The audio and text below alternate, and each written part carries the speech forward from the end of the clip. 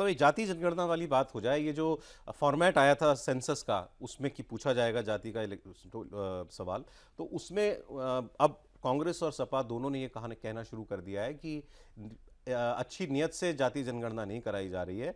अगर इसी तरह इसी फॉर्मेट पर आगे बढ़े तो कभी पता नहीं चल पाएगा कि इसकी कितनी आबादी। ये भी सरकार के लिए कैच 22 वाली सिचुएशन है, क्योंकि वो चाहती तो नहीं है जाति जनगणना कराना, दबाव में हामी भरनी पड़ी थी।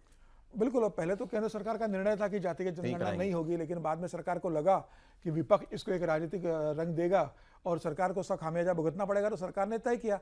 लेकिन अब जिस तरीके से जातिगत जनगणना सरकार कराने जा रही है, तो विपक्ष का यह कहना है कि भाई 2011 में भी तो ऐसी ही जनगणना हुई थी, उसको तो आपने उस आधार पर खारिज किया कि सरकार ने, मनमोहन सरकार ने बहुत बेहतर तरीके से नहीं किए। तो मुझे लगता है कि SC ST के बाद जो तमाम जातियों का जिक्र होना था, सरकार उसको लेना नहीं चाहती फिलहाल, क्योंकि वो इतना ज़्यादा लेना, फिर उसका डाटा रखना, फिर और सरकार को ये भी डर है कि अगर हम पूरी ईमानदारी से जातिगत जनगणना करवा लेंगे तो फिर जातिगत पार्टियां खड़ी होगी, किसी जाति का ज़्यादा जनसंख्या निकलेगी तो वो अपना अधिकार ज़्यादा मांगने की स्थिति होगी, आरक्षण मांगना शुरू होगी और समाज के अंदर एक बड़ा भेद शुरू हो जाएगा। उसको लेकर सरकार इससे बचना चाहती है। सरकार चाहती है कि भाई हिंदुत्व के अंदर सब रहे, जाति इतनी बड़ी ना हो जाए कि पूरा चुनाव और सब कुछ जाति के इर्द गिर्द सिमट कर रह जाए। लेकिन मुझे लगता है कि सरकार के सामने एक बड़ा यक्ष प्रश्न है कि सरकार कैसे इससे निपटेगी, क्योंकि सरकार उसमें बहुत बढ़ना नहीं चाहती और विपक्ष उसको छोड़ना नहीं चाहता। अखिलेश यादव मुद्दा बनाएगा, यूपी चुनाव में जहाँ इतने जाति के समीकरण आते हैं, सहयोगी दल इस मामले में सरकार के साथ कितना बढ़ते हैं।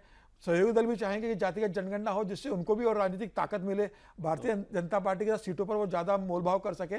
तो सरकार तो यहाँ भी एक बैलेंसिंग एक्ट करना पड़ेगा, सरकार को यहाँ पर भी एक बैलेंसिंग एक्ट करना पड़ेगा। मुझे लगता है चुनौती तो सरकार के सामने है। आखिरी सर, पंजाब की बात कर लें। पंजाब का इलेक्शन अब तो यूपी पंजाब एक ही साथ होना है, लेकिन पंजाब में जिस तरीके से सारी पार्टियों के समीकरण कुछ बिखरे बिखरे से हैं। आम आदमी पार्टी अपनी मुश्किलों में घिरी हुई है, एंटी इनकम्बेंसी भी है, फिर उनका जो अकाल तख्त के साथ विवाद चल रहा है भगवंत मान का, वो भी है। कांग्रेस पार्टी बगावत से जूझ रही है और बीजेपी और अकाली दल ये तय नहीं कर पा रहे कि हम अलायंस करेंगे कि नहीं करेंगे। तीनों ही जगह कुछ इनडिसिसिवनेस दिखाई दे रही है।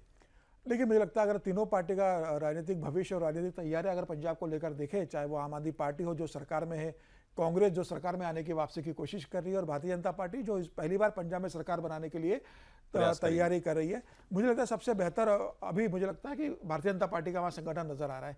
क्योंकि जिस तरीके से वहाँ पे आम आदमी पार्टी में टूट हुई, कांग्रेस के अंदर यह है कि चन्नी अब कांग्रेस में नहीं रहने वाले, या तो कांग्रेस उनको निकालेगी या वो छोड़कर जाएंगे।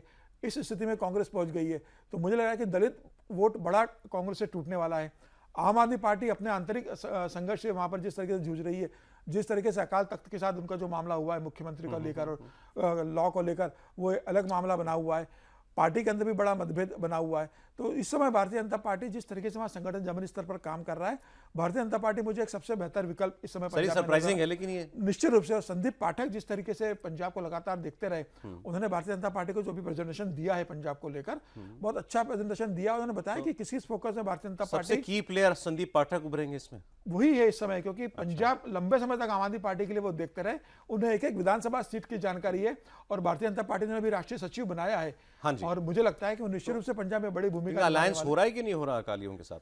अकाली से होगा। मुझे लगता है अकाली की मजबूरी है अलायंस करने की, क्योंकि अकाली दल जानते हैं इस बात को कि बिना भारतीय जनता पार्टी के वो बहुत कुछ करने की स्थिति में नहीं। और अभी जिस तरीके से सुखबीर बादल पर नांदेड़ में हमला हुआ था, उसके बाद प्रधानमंत्री मोदी ने उन्हें फोन किया, अमित शाह जी ने उनसे बात की थी। तो मुझे लगता है सुखबीर बादल लगता तो है कि दोनों ही लोग चाहते हैं करना। दोनों भारतीय जनता पार्टी से ज्यादा अकाली दल की ज्यादा जरूरत है। और भारतीय जनता पार्टी भी कोशिश करेगी कि भाई अगर अकाली दल का एक ग्राउंड तो है वहां पर, इसमें कोई नकारा नहीं जा सकता। अगर और अकाली दल सबसे पुराना भारतीय जनता पार्टी का सहयोगी दल रहा है, अगर अकाली दल आ जाता है और उसके कारण भारतीय जनता पार्टी को 3-1% का कुछ बेनिफिट होता है और भारतीय जनता पार्टी का अपना वोट आधार है, तो भारतीय जनता पार्टी सरकार बनाने की स्थिति में आएगी। और सुखबीर बादल भी सोच रहे होंगे कि भाई अकेली सांसद उनकी धर्मपत्नी है वहां से, तो वो मंत्री बन जाएगी कैबिनेट के अंदर। तो मुझे लग रहा है कि दोनों के लिए विन विन सिचुएशन होगी। और इस समय पंजाब में भारतीय जनता पार्टी सबसे बढ़त लिए हुए हैं। सर, आप जितनी बारी बात भूलते हैं ना, या नोट करके थोड़ा सा वो लगता है कि भाई किस तरीके से बिना भारतीय जनता पार्टी की सरकार नहीं बनेगी इस बार। देखते हैं क्या होता है सर।